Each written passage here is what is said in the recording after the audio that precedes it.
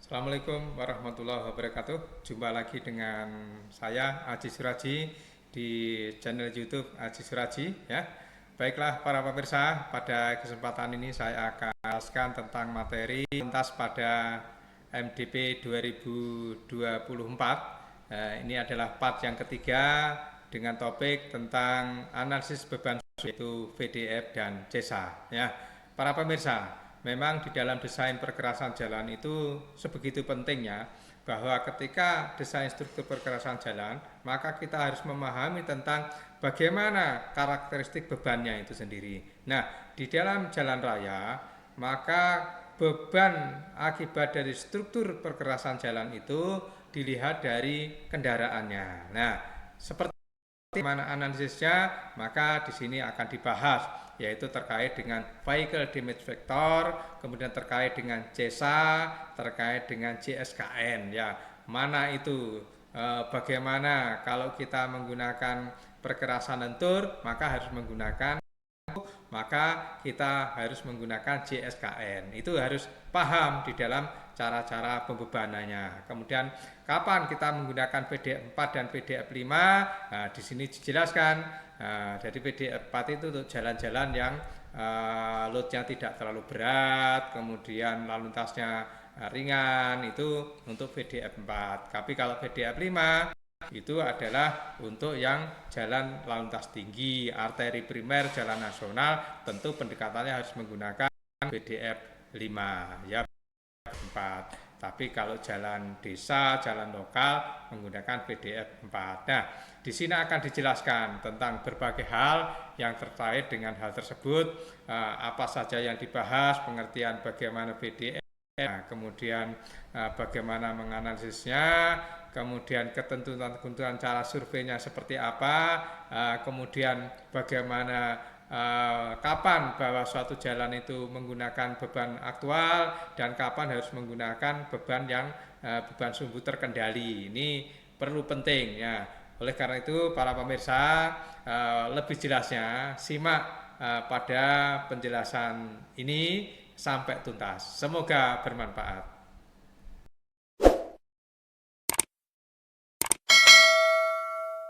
Baiklah, saya akan jelaskan pada kesempatan ini tentang parameter lalu lintas pada MDP 2024, yaitu part 3. Part 3 berbicara tentang analisis beban sumbu, menyangkut tentang vehicle damage vector (VDF) dan CESA ya.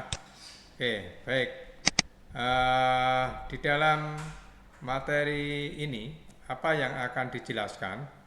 Yang pertama menyangkut lingkup tentang pengertian dari vehicle damage vector itu sendiri apa. Jadi vehicle damage vector atau dalam bahasa Indonesia disebut dengan faktor ekivalen beban, itu sebenarnya boleh dibilang adalah kontribusi kerusakan dari kendaraan tersebut pada yang diteruskan dari beban roda ke struktur perkerasan jalan. Nah, sebenarnya VDF ini, Vehicle Damage Vector, itu adalah analisis beban untuk kendaraan, untuk perkerasan lentur ya, dengan menggunakan CESA atau CESAL, sama ya, CESA atau CESAL itu menggunakan perkerasan lentur.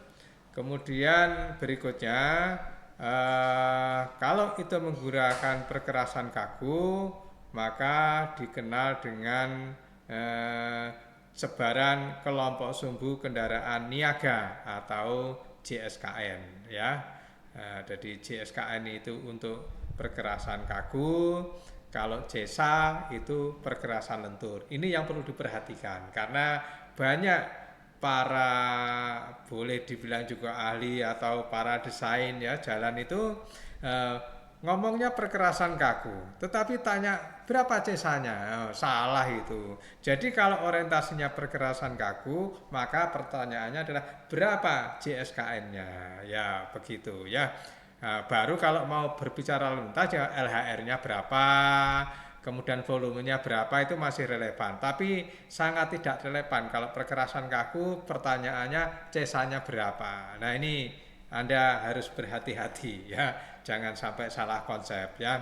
Kemudian beban sumbu standar kumulatif itu CESA, kalau itu ya kumulatif itu bisa CESA bisa JSKN ya, jumlah sumbu kendaraan niaga. Ingat, CESA untuk perkerasan lentur, JSKN adalah untuk perkerasan kaku. Nah, kemudian di dalam pembahasan juga nanti ada perkiraan tentang untuk jalan dengan lalu lintas rendah ya, untuk jalan desa, jalan kecil maupun jalan lokal. Nah, kemudian apa itu faktor ekivalen beban atau VDF? Jadi dalam desain perkerasan beban lalu lintas dikonversikan itu memang menjadi CESA ya. Jadi menjadi ESA, ekivalen standar axle load ya. ESA atau ESAL ya, ada L-nya tidak masalah, bisa ditambah L bisa tidak, pengertiannya sama, L itu load ya, tapi bisa disebut ESA atau ESAL atau CESA atau CESAL, sama saja itu pengertiannya, tapi adalah intinya kalau ESA itu adalah beban sumbu standarnya, kalau CESA nanti itu adalah setelah dikumulatifkan, dikalikan dengan LHR segala macam, kemudian dikumulatifkan selama kurun waktu tertentu sekian tahun baru ketemu CESA atau CESAL ya.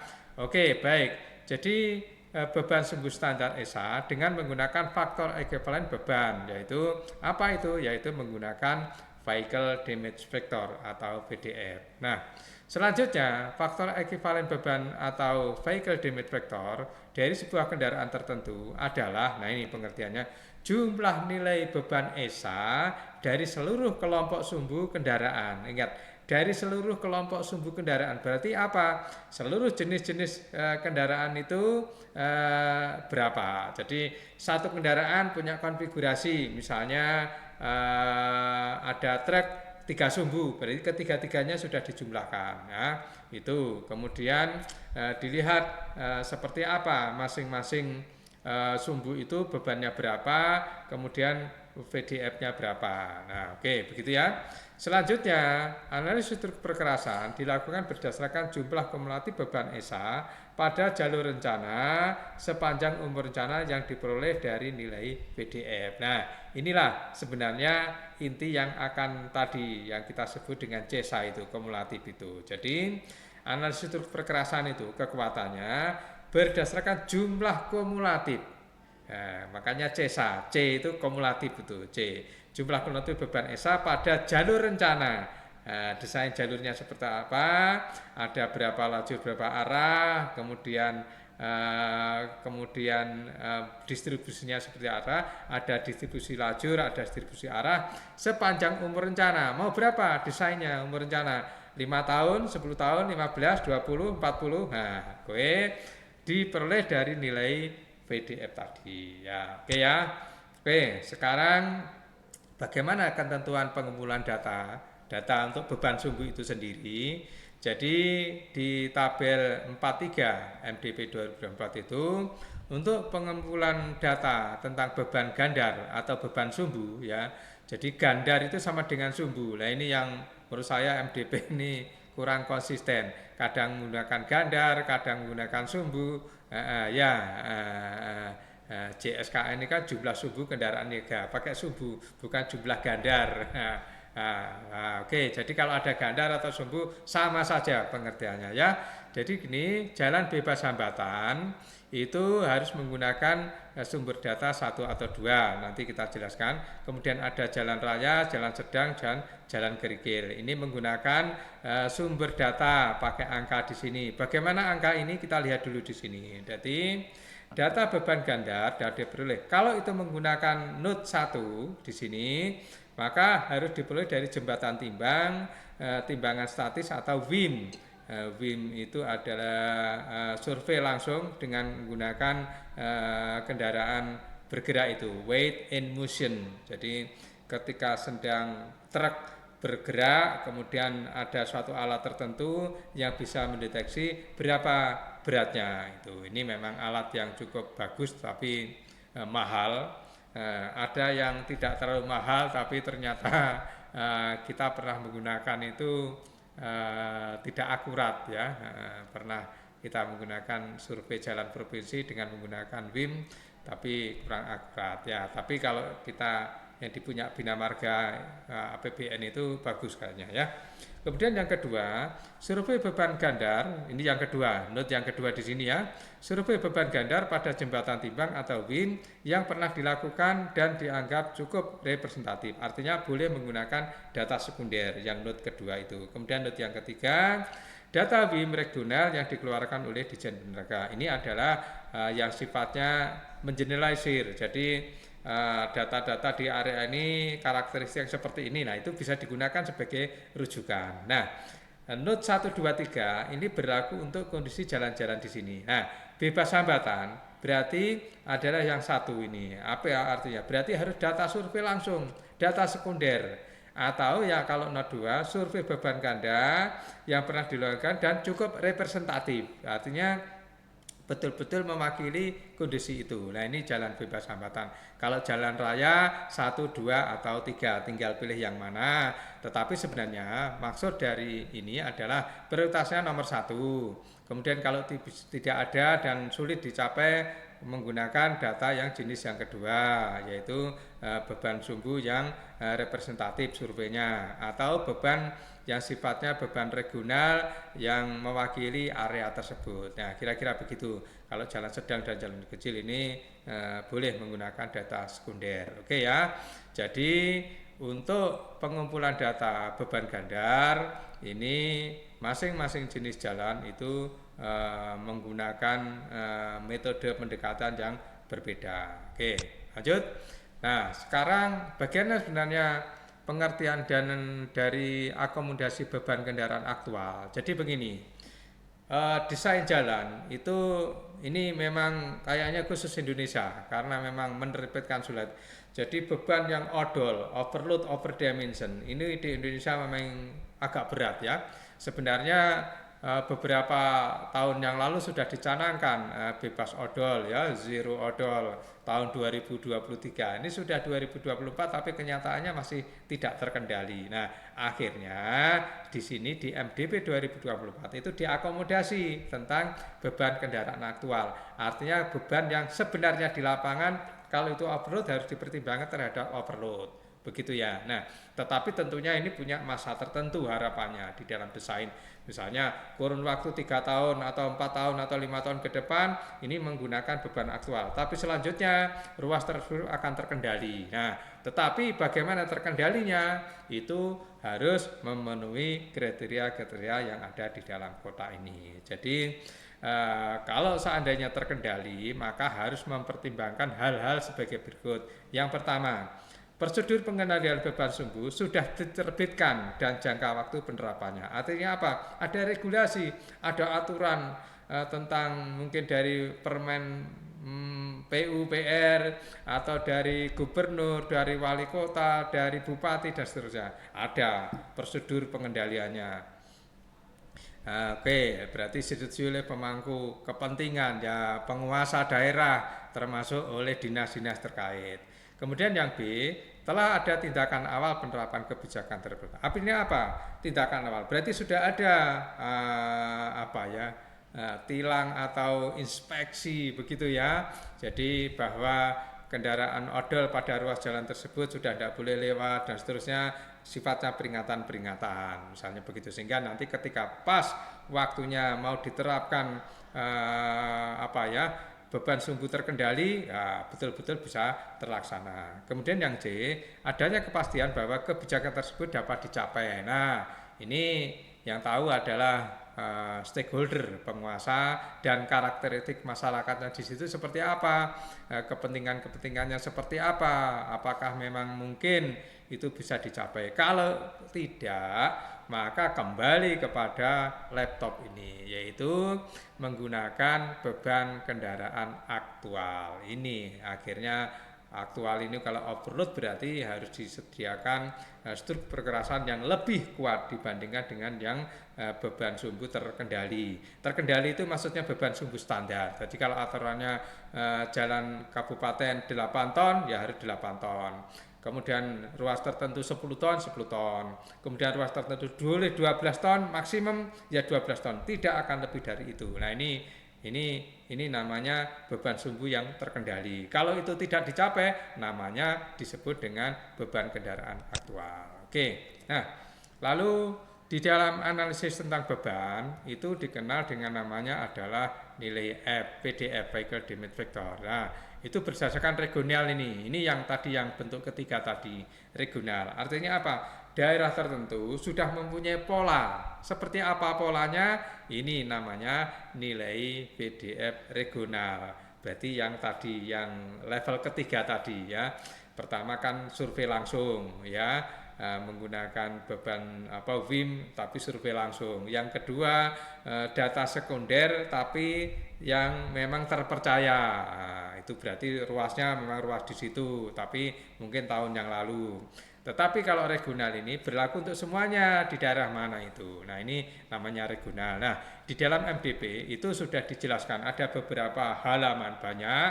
Nah, itu berbasis di sini regional ini catatan saya, tersedia tabel data setiap provinsi dan kawasan. Nah, ini kalau di dalam PDF-nya itu halaman 208. PDF yang asli dari Bina Marga itu halaman 208. Ini saya ambil crop untuk Pantura itu ngikuti ini.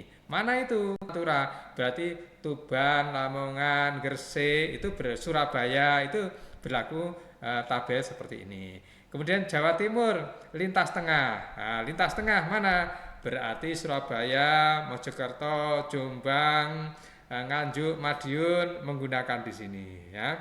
Kemudian Jawa Timur jalan lintas selatan. Nah, lintas selatan mana?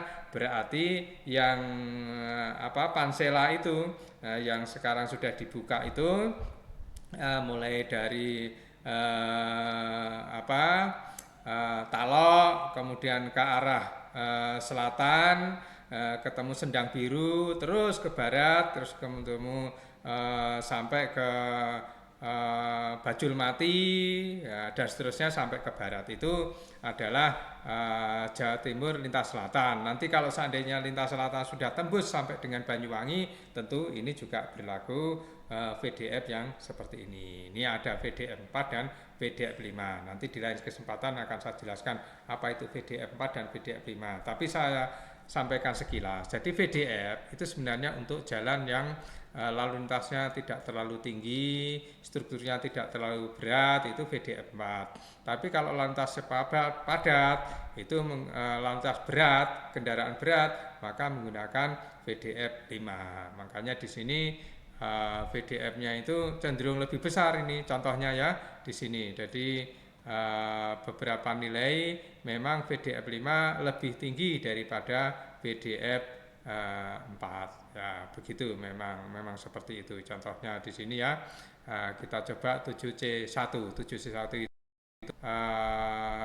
tronton ya, sumbu truk 3 sumbu itu ya di sini. Jadi kalau VDF 4 itu faktual 9,8, tapi VDF 5 faktual itu 15,8. Nah, ini berbeda memang ya. Jadi VDF 4 dan VDF 5. Tapi saran saya sebenarnya untuk desain jalan, kalau itu jelas-jelas jalan nasional yang lewat kendaraan berat tinggi, maka langsung pakai VDF 5, jangan VDF 5 4. Kalau VDF 4 itu kan memang untuk jalan yang lintasnya tidak terlalu tinggi ya. Nah, cuman kadang di dalam desain dihitung semua, VDF 4-nya dihitung, CSA 4-nya dihitung, itu buang-buang waktu itu, tambah membingungkan kalau salah. Sebaiknya begitu arteri primer, jalannya poros utama ya, Jawa Timur lintas tengah, kendaraan padat ya, Surabaya, Mojokerto, Jombang, langsung pakai VDF 5, tidak usah VDF 4-nya, tidak usah dihitung ya. Oke, kemudian untuk kawasan industri, jadi khusus untuk jalan kawasan industri itu memang perlu ada semacam survei tertentu ya, kaitannya dengan itu kawasan industri, pelabuhan besar, quarry dan pertambangan disarankan menggunakan nilai PDF yang dihitung berdasarkan survei penimbangan beban ganda tersendiri, jadi khusus, dianggap khusus ya. Kawasan ini mempunyai karakteristik lantas yang didominasi kendaraan berat. Nah ini kendaraan berat khusus ya, spesifik memang beban sumbunya bisa besar ya, konfigurasinya bahkan mungkin bisa berbeda juga. Oke, selanjutnya sebaran kelompok sumbu kendaraan niaga. Jadi beban sumbu lalu lintas desain perkerasan didasarkan pada distribusi kelompok sumbu kendaraan niaga jumlah total sumbu kendaraan yaitu JSKN, bukan pada nilai SA ya. Jadi saya ulangi, ini penekanan lagi. Kalau perkerasan lentur menggunakan CESA, kalau perkerasan kaku menggunakan JSKN ya. Nah, nanti bisa dipelajari bagaimana cara menghitung JSKN itu di PDT 2003 itu. Kalau Anda sudah pernah di situ akan paham apa itu JSKN ya. Kemudian distribusi beban kelompok jumlah sumbu kendaraan niaga disingkat dengan JSKN. Di MDP ini tidak pernah nyantumkan jumlah ini, katakan ini saya tambah sendiri karena biar cocok dengan singkatannya. Jadi JSKN itu singkatan dari jumlah sumbu kendaraan niaga ya, tapi di MDP kata-kata jumlah ini tidak ditampilkan, saya biar paham ya, makanya saya tampilkan. Nah, distribusi beban kelompok sumbu kendaraan niaga untuk jalan lantas berat, maka untuk desain perkerasan kakunya JSKN-nya maka menggunakan distribusi beban kelompok sumbu sebagaimana yang ada di tabel ini. Apa itu? Di sini ada STRT sumbu tunggal roda tunggal, ada STRG sumbu tunggal roda ganda, ada STDRT sumbu tandem roda tunggal, tandem itu berjajar ya, jajar dua. Kemudian SDRT sumbu tandem roda ganda, sorry ini RG harusnya ya, harusnya RG ya, roda ganda, salah ketik ini ya. Nah ini harusnya STD RG ya. Oke. Kemudian di sini STR RG sumbu tridem, tridem itu rangkap 3 roda ganda. Kemudian berikutnya sumbu kuat roda ganda, sumbu kuat itu berarti 4, kuat itu 4 berarti sumbunya 4, rodanya ganda ya. Oke, ini saya screenshot di lampiran D itu dijelaskan tentang bagaimana distribusi beban kelompok sumbu kendaraan niaga untuk jalan lalu lintas berat ya. Jadi untuk desain perkerasan kaku ya, tentu perkerasan kaku menggunakan JSKN ya. Oke, selanjutnya karakteristik proporsi sumbu dan proporsi beban setiap kelompok sumbu itu di dalam MDP 2012 juga sudah dijelaskan ya di sini. Jadi menggunakan hasil survei jembatan timbang atau mengacu pada lampiran D. Lampiran D yang ada di MDP 2024 ini juga sudah tersedia seperti yang sebelum tadi PDF yang regional tadi ya, sudah tersedia setiap provinsi dan setiap kawasan. Nah, di lampiran PDF-nya dokumennya Bina Marga itu ada di halaman 152 untuk dokumen PDF-nya. Tampilannya seperti ini. Saya coba tampilan untuk yang Jawa Timur, contohnya seperti ini. Ada Jawa Timur Pantura dan beban faktual. Kemudian ini Jawa Timur Pantura beban normal, Jawa Timur lintas selatan beban faktual. Nah, ini silahkan dilihat di mana saja dan diikuti keterangan-keterangannya di sini sehingga kita bisa tahu tentang bagaimana karakteristik proporsi sumbu dan proporsi beban setiap kelompok sumbu ya. Coba kita lihat di sini. Jadi kelompok beban kelompok sumbu ini dalam satuan kilonewton ini ada 10, 20, 30 dan seterusnya. Kemudian di sini ada tadi proporsi atau apa ya, konfigurasi sebenarnya itu apa ya, sumbu tunggal, roda ganda dan seterusnya. Ini ada nilai-nilai persentasenya di sini ya, jadi ada persentasenya semuanya. Silahkan lihat di sini tentang karakteristik proporsi sumbu dan proporsi beban setiap kelompok sumbu kendaraan ya. Oke, nah sekarang beban sumbu standar kumulatif ya. Jadi bagaimana sebenarnya pengertiannya? Kita lihat di kotak yang ini kanan ini. Jadi CESAL atau kumulatif standar axle load atau jumlah kumulatif untuk beban sumbu itu sebenarnya perkalian dari fungsi dari LHR dikalikan dengan VDF, kemudian dikalikan dengan jumlah hari dalam 1 tahun, kemudian dikalikan DD, ini distribusi arah, direction distribution, kemudian DL ini adalah distribusi lajur atau distribution of lane, kemudian R ini adalah traffic multiplier atau faktor pengali pertumbuhan lalu lintas ya, seperti ini. Jadi rumus ini fungsi dari beberapa hal tadi. Nah, oleh karena itu ketika menghitung CESA atau CESAL ya tentu data-data ini perlu disiapkan, perlu dirinci dengan baik. LHR yang kapan, tahun berapa, umur rencananya berapa, apakah ada perbedaan pertumbuhan dan seterusnya, seperti ketika pembahasan di kondisi lalu lintas. VDF-nya ya dilihat VDF 4 apa VDF 5, kemudian apakah data primer atau data sekunder. DD dan DL dilihat arahnya bagaimana, jumlah lajurnya seperti apa. Kemudian CESAL-nya tadi ya, traffic multiplier terutama dilihat pertumbuhannya seperti apa. Oke, baik. Nah, kemudian perkiraan untuk jalan lalu lintas rendah. Jadi sudah tersedia di dalam MDP 2024 itu sebagaimana yang terdapat di dalam tabel 45 itu sendiri. Jadi untuk lalu lintas rendah, apa itu lalu lintas rendah? Yaitu jalan desa, jalan kecil, dan jalan lokal. Kita lihat di tabel di sini.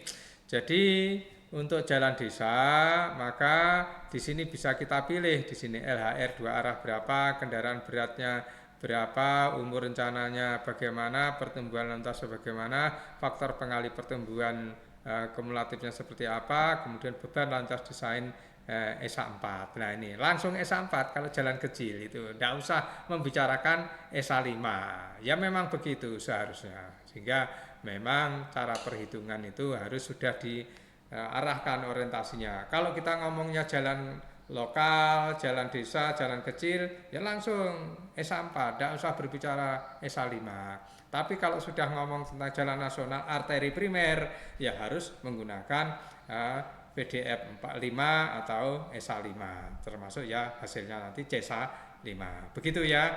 Jadi jangan dicampur aduk, sudah harus mulai paham bagaimana kapan menggunakan VDF 4, menggunakan VDF 5, kemudian kapan menggunakan CESA dan kapan menggunakan CSKN. Nah, itu harus kita pahami biar tidak salah konsep ya. Oke, baiklah para pemirsa, rasanya itu yang bisa saya jelaskan terkait dengan bagaimana menganalisa tentang kondisi beban sumbu ya. Ingat, struktur perkerasan jalan itu sangat tergantung kepada bagaimana beban sumbu itu membebani struktur perkerasan jalan. Oleh karena itu analisis ini harus betul-betul dipahami. Oke, semoga bermanfaat. Assalamualaikum warahmatullahi wabarakatuh.